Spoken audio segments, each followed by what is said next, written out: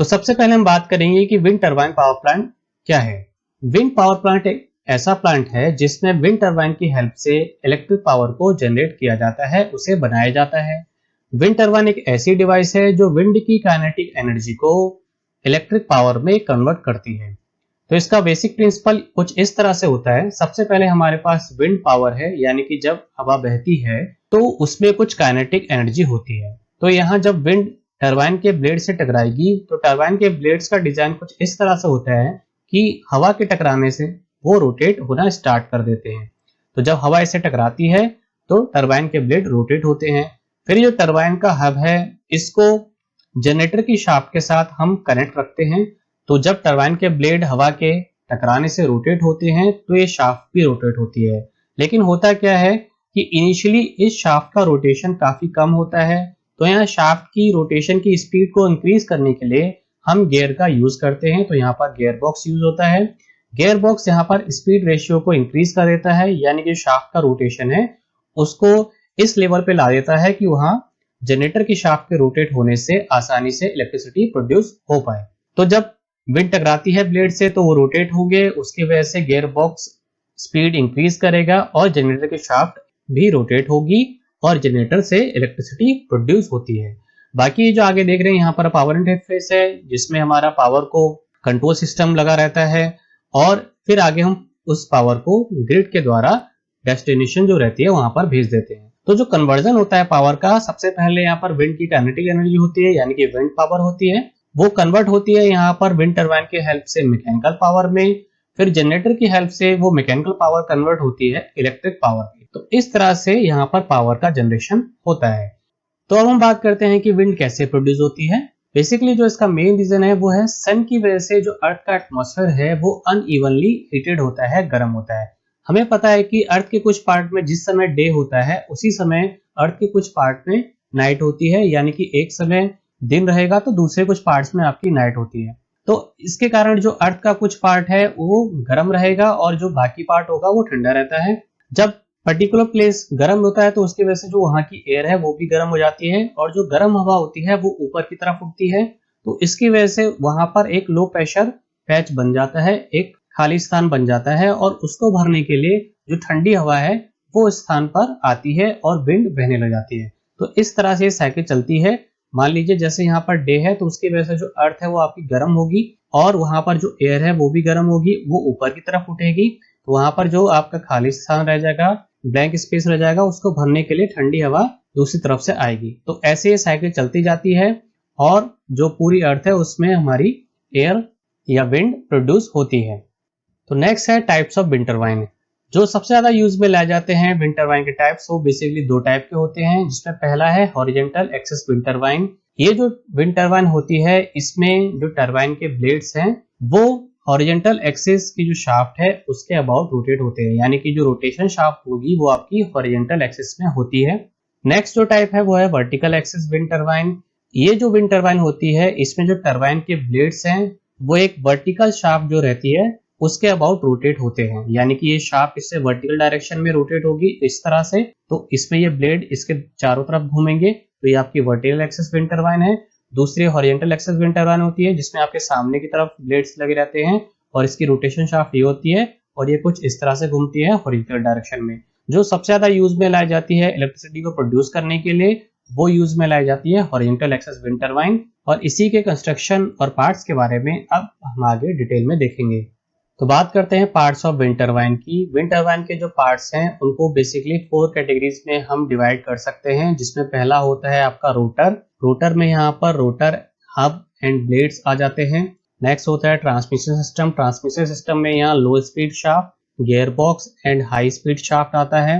Next होता है generator. Generator यहाँ फाइनली इलेक्ट्रिसिटी को प्रोड्यूस करता है। ये सारे कंपोनेंट लो speed shaft, gear box, high speed shaft और जनरेटर जिस कवर के अंदर रहते हैं उसे नसेल कहा जाता है। नीचे आपका टावर रहता है जो ये आपका पूरा ऊपर टॉप पोर्शन है ब्लेड्स, रोटर और नसेल को सपोर्ट करने के लिए वो बना रहता है। नीचे फाउंडेशन रहती है और इसके साथ साथ कंट्रोल सिस्टम एंड याव कंट्रोल सिस्टम रहता है। इसका बेसिकली पर्पस होता है कि विंड की डायरेक्शन के अकॉर्डिंग जो टावर के ऊपर का नसेल पोर्शन है इसको रोटेट किया जा सकता है। इसको अभी मैं आगे समझाऊंगा। और कंट्रोल सिस्टम का ये भी काम रहता है कि अगर विंड की स्पीड ज़्यादा है तो ब्रेक की हेल्प से जो टरबाइन के ब्लेड्स हैं उनको रोकने का भी काम करता है। नीचे यहाँ पर एक ट्रांसफार्मर लगा रहता है, जो इलेक्ट्रिसिटी यहाँ जनरेटर से प्रोड्यूस होती है उसको ट्रांसपोर्ट करने का काम यहाँ पर एक स्टेप अप ट्रांसफार्मर करता है। तो अब हम देखेंगे एक डिटेल व्यू विंड टरबाइन का, इसमें क्या क्या पार्ट होते हैं, उनकी क्या वर्किंग होती है। तो सबसे पहले ये जो डायग्राम देख रहे हैं ये विंड टरबाइन का डिटेल व्यू है, इसके सारे कंपोनेंट मैं आपको बताऊंगा। तो सबसे पहले बात होती है यहाँ पर टावर की। जो टावर होता है ये जो विंड टरबाइन का अपर पोर्शन है यानी कि नेसेल, रोटर, ब्लेड्स, इनको सपोर्ट करने का काम करता है। ये कंक्रीट का बना होता है और ये नीचे जमीन में फाउंडेशन के ऊपर बनाया जाता है। ये अंदर से हॉलो रहता है जहां पर हम विंड टरबाइन की सर्विसिंग के लिए स्टेयर्स देते हैं, यानी कि ऊपर हम नेसेल पोर्शन में जाने के लिए स्टेयर्स बनी रहती हैं और नीचे इलेक्ट्रिसिटी को लाइन को नीचे ट्रांसफार्मर तक पहुंचाने के लिए यहाँ केबल्स भी बिछाई जाती हैं। तो नेक्स्ट है इस पे नेसेल। टावर के ऊपर जो पोर्शन होता है उसको हम नेसेल कहते हैं। नेसेल के अंदर गियर बॉक्स, लो speed shaft, high speed shaft, generator, nanometre, wind vane, ये सभी नेसेल के अंदर रहते हैं और नेसेल के साथ ही आपका रोटर और ब्लेड्स लगा रहता है। तो नेक्स्ट है रोटर।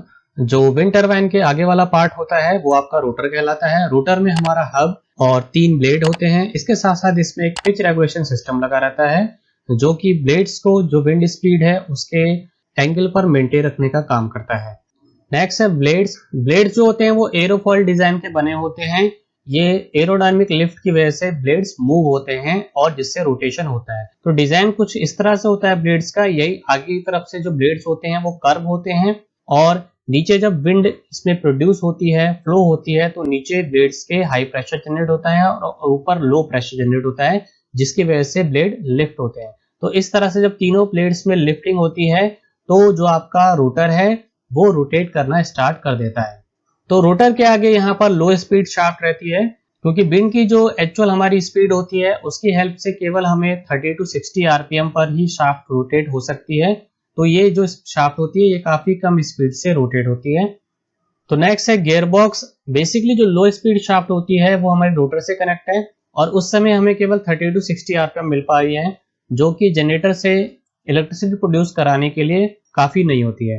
तो हम क्या करते हैं, गियर बॉक्स की हेल्प से जो ये स्पीड है रोटेशन की उसको इंक्रीज करते हैं। तो यहाँ जो 30 to 60 आरपीएम की स्पीड हमें रोटेशन की मिल रही थी उसको गियर बॉक्स की हेल्प से इंक्रीज करके 1000 से 1800 आरपीएम तक इंक्रीज किया जाता है जिससे कि हम आसानी से इलेक्ट्रिसिटी जनरेटर की हेल्प से प्रोड्यूस कर सके। तो यहाँ आपकी लो स्पीड शाफ्ट ऊपर कनेक्ट रहती है और यहाँ इंक्रीज करते हैं हम गियर की हेल्प से स्पीड को, फिर आगे वो आपकी हाई स्पीड शाफ्ट से जुड़ी रहती है।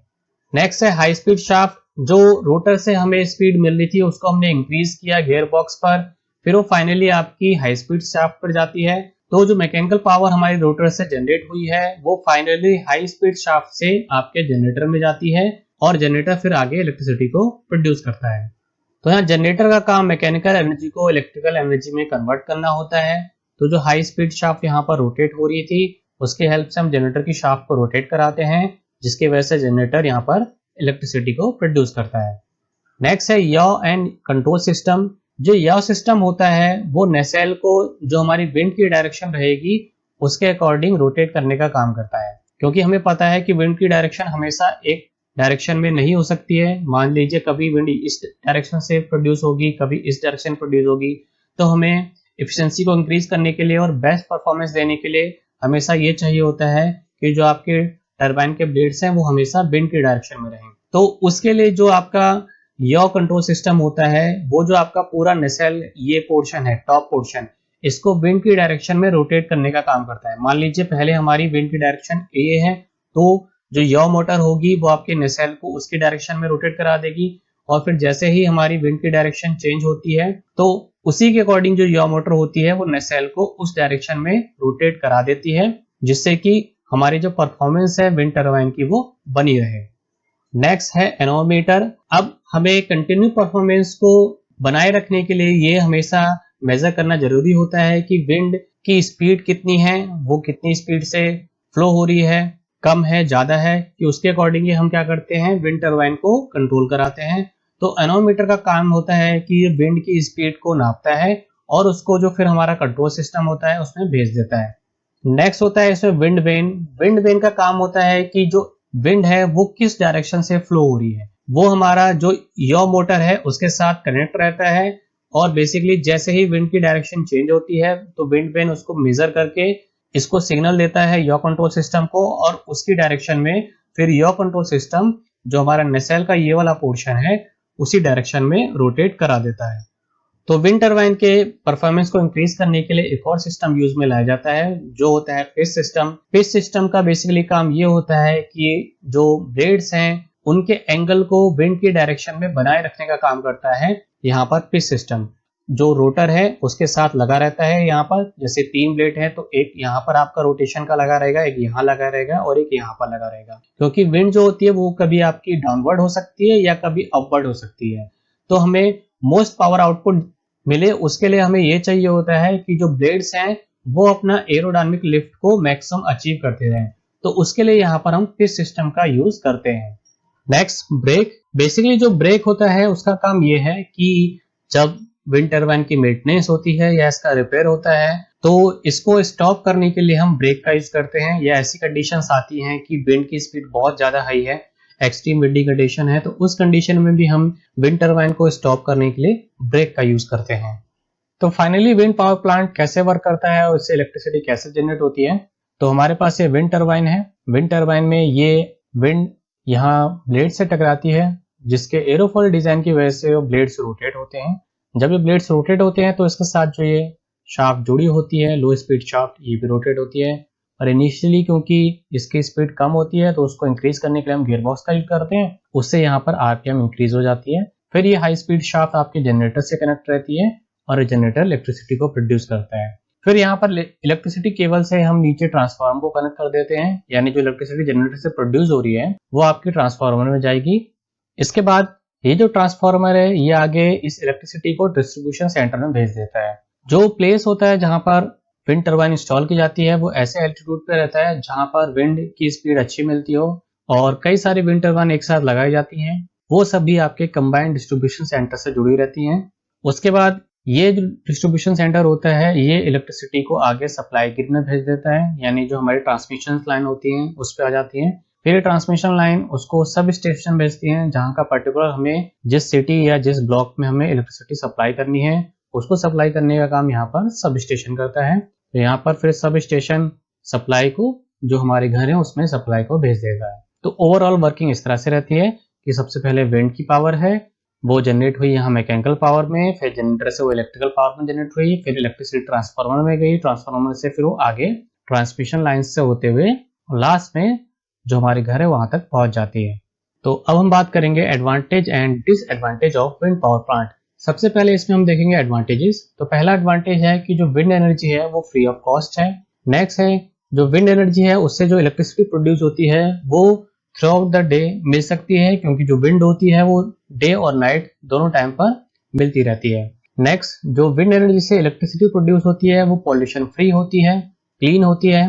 नेक्स्ट, विंड एनर्जी बहुत बड़ी मात्रा में अवेलेबल है अर्थ में, तो उसका आसानी से यूज किया जा सकता है। नेक्स्ट है जो विंड एनर्जी है वो एक रिन्यूएबल सोर्स है एनर्जी का, यानी कि ये कभी खत्म नहीं होगी, ये साइकिल जो है लगातार चलती रहती है, तो हमें लगातार विंड एनर्जी मिलती रहेगी। नेक्स्ट है कि जहां पर हम विंड टरबाइन पावर प्लांट लगाते हैं तो पर्टिकुलर प्लेस पर जहां पर हमने विंड टरबाइन इंस्टॉल की है उसको छोड़ के जो बाकी स्पेस रहता है वहां पर हम फार्मिंग या फॉरेस्ट्री का काम भी कर सकते हैं। अब बात करते हैं डिसएडवांटेज की। तो पहला डिसएडवांटेज है कि जो विंड होती है वो इनकंसिस्टेंट होती है, यानी कि कभी कभी विंड हाई स्पीड से रहती है, कभी लो स्पीड से रहती है, उसकी डायरेक्शन चेंज होती रहती है, तो उसकी वजह से जो विंड पावर प्लांट है उसकी जो परफॉर्मेंस है उसमें चेंजेस होते रहते हैं।